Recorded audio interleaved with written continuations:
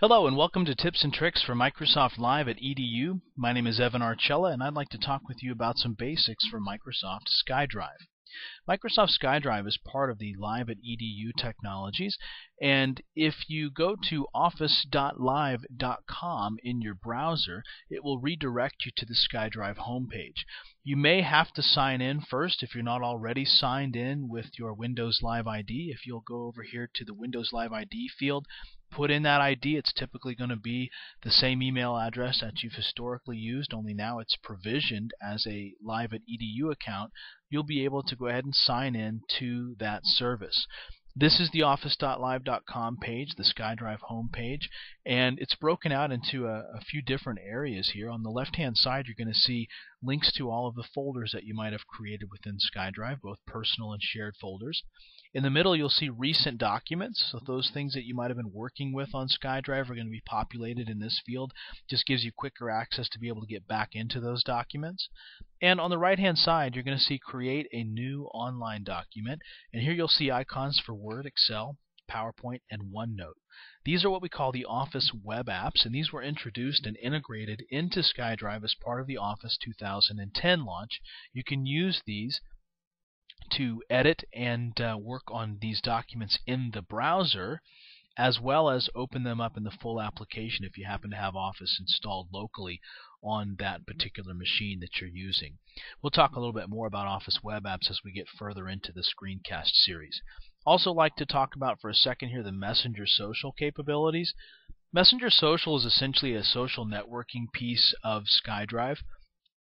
For most K-12 institutions, you're probably not going to do too much with this. Reason being that you're also running the Outlook Live email solution, the hosted Exchange solution within your environment.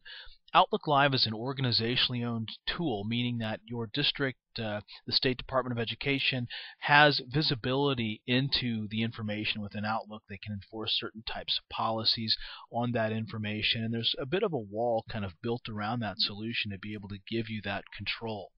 Because of that, you want to think about Outlook Live as the primary place to go for communicating with other people. So whether it's emailing, whether it's looking up someone's contact, all of that type of activity, you want to do it within Outlook Live and not necessarily within Messenger Social.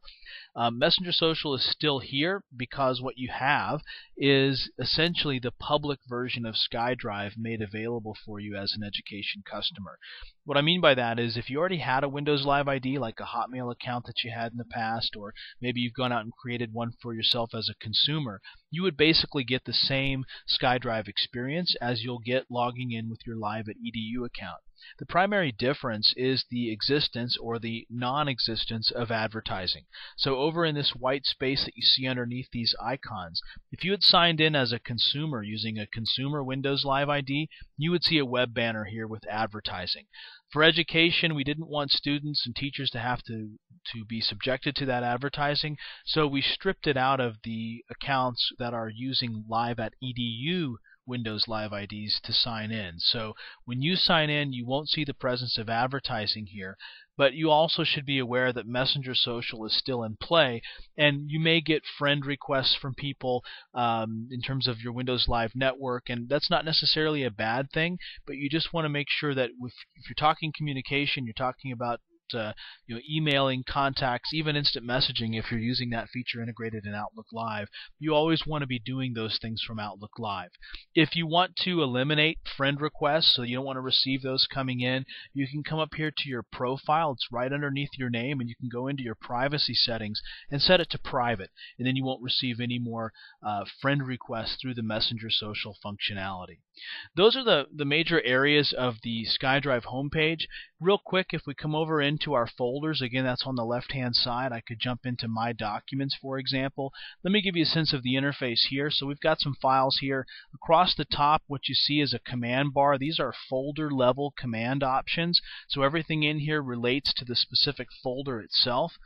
If I hover over some files down here, you'll see that I'll get some file level commands. So all the commands that you see here relate specifically to that particular file. So two different types of command bars to keep in mind. One for the folder and then one for each individual file.